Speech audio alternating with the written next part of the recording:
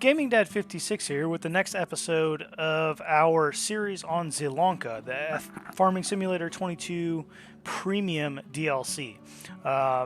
This is a cool DLC and I'm having a lot of fun with it.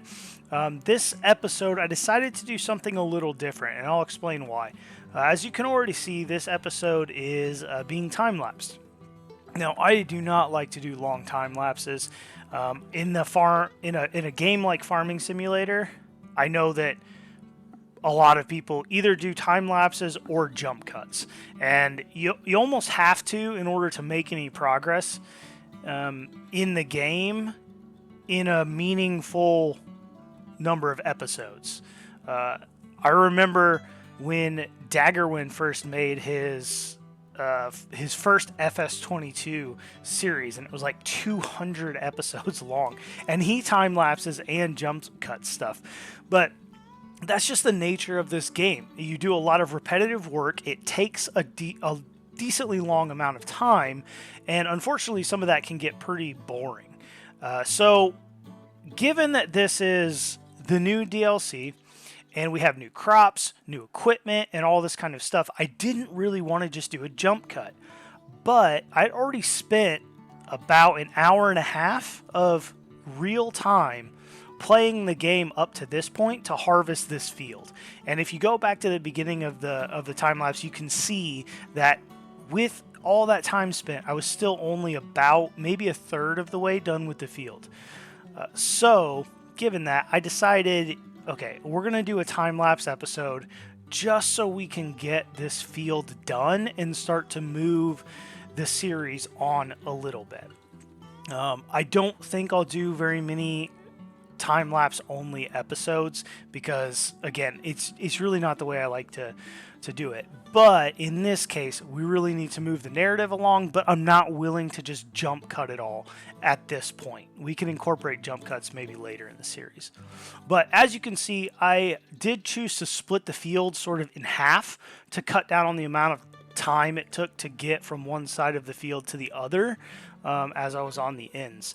And as you can see during this, the boxes of parsnips are just popping out left and right. And I mean, of course it looks like that in a time lapse, but even when I was playing, they were coming out so quick. I mean, it felt like I was constantly stopping, unloading a box and getting a new one and starting again. It was just so frequent, and it was happening so quickly.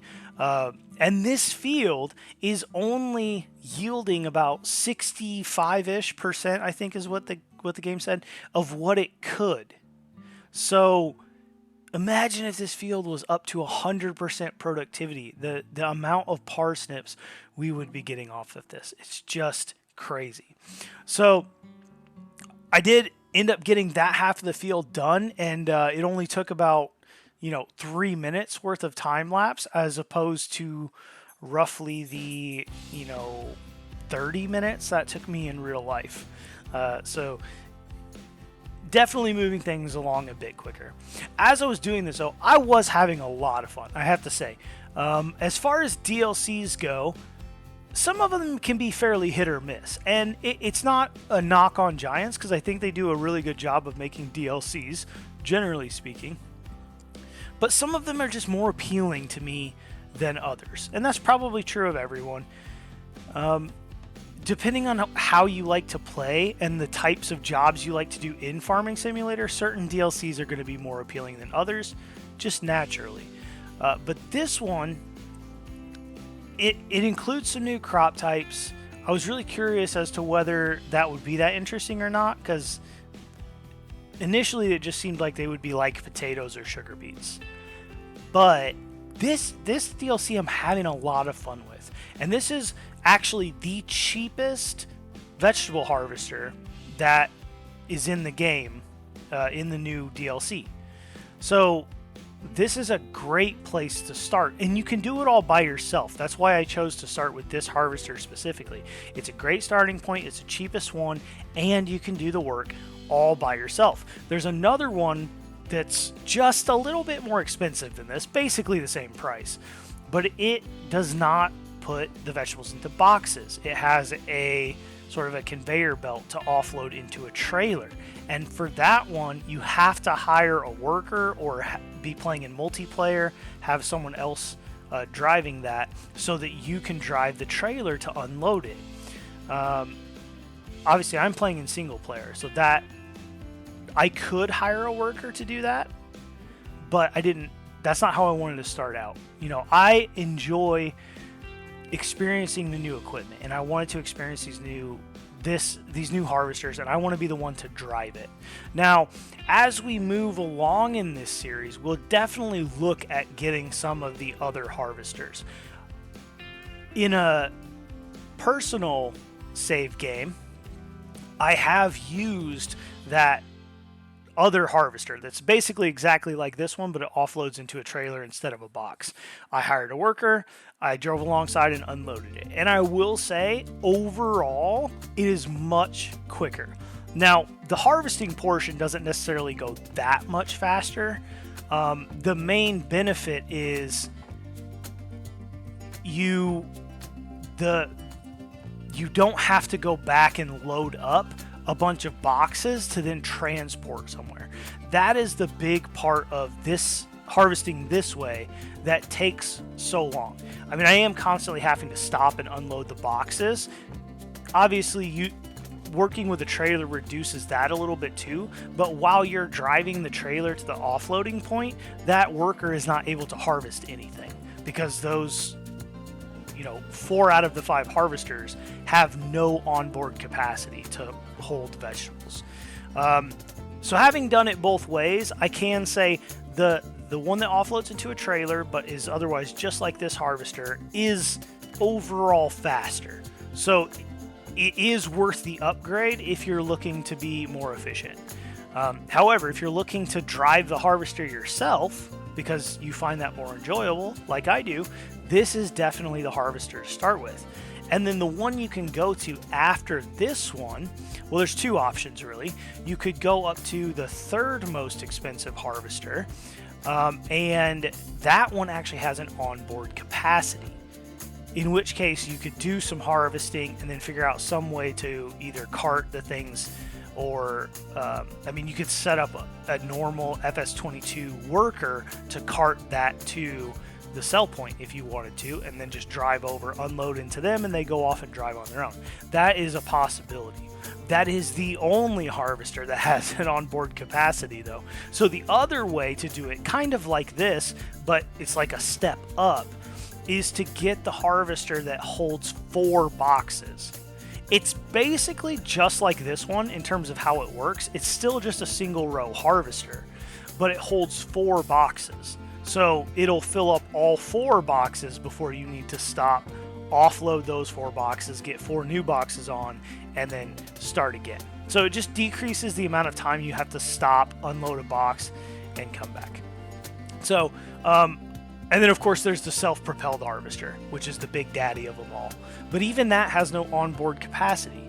So again, you're going to have to hire a worker and drive the trailer yourself, or play in multiplayer to take advantage of that. So eventually I think we'll get to that in this series. We'll get to the point probably where we own the big vegetable harvester and we're having a worker do that work and we're just carting the vegetables. But we're not there yet. We're only in episode 3. This episode, we made a lot of progress because of this time lapse, and we'll be able to sell all of these parsnips. I mean, even now you can get an idea just by looking at the field how many parsnips we have. There's so many boxes out there. We're going to make some good money off of this harvest, and we'll be able to then decide where do we go from here. We even have another vegetable field that's going to need to be harvested. It's not ready to harvest yet, but we do have a carrot field that will be ready to harvest maybe in the next month. I think we're still in August at this point, so maybe in September it'll be ready to harvest, and then we're going to be doing this whole process all over again. But this is good. I do like, it seems like these new crops are, they're very labor intensive for sure, but the payoff for them is pretty good. Now, if you just go sell them directly, I don't know that the payoff is all that great. With the amount of parsnips we got off this field, sold them directly, I think we would have made maybe around $30,000, that's not bad money. And I think that puts it on par with some of the grain crops. However, if you put these through the productions, you can start to make some really good money off of this. And obviously, you guys know that's what we're doing. We have the soup factory, we have the preserved food factory, and we're putting these parsnips through the productions to make as much money off of them as we can.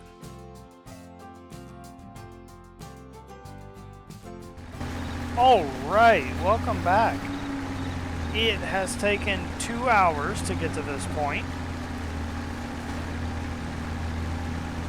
For you guys, it'll only be a couple of minutes probably, but for me, it's been 2 hours. We have a field full of parsnip crates. It is a lot. So we're gonna finish this up, and we'll call it an episode there. But obviously, all these crates have to be picked up and transported either to the preserved food factory or the soup factory. We'll kind of split it up, but I want to finish this and show you guys how much parsnips are actually sitting here on the field. There's the final little bit. Actually, just lower that, unload the box. There we go. Okay, turn it off. Fold it up, and this is where the time-saving stock check comes in handy, because we can just go here and look at parsnips. 68,827.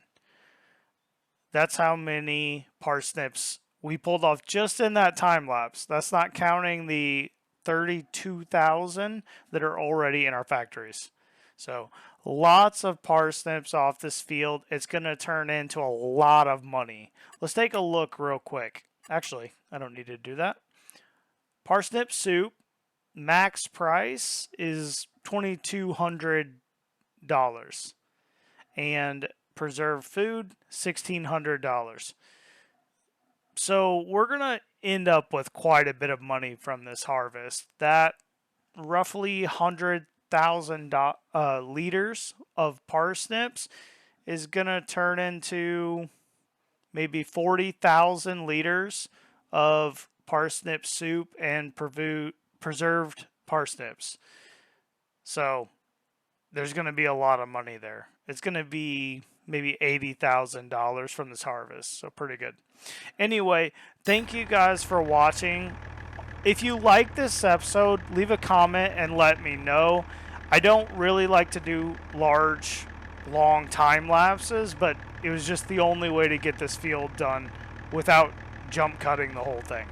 So if you liked it, leave a comment, like the video, subscribe if you want to see more of this, and I'll see you next time.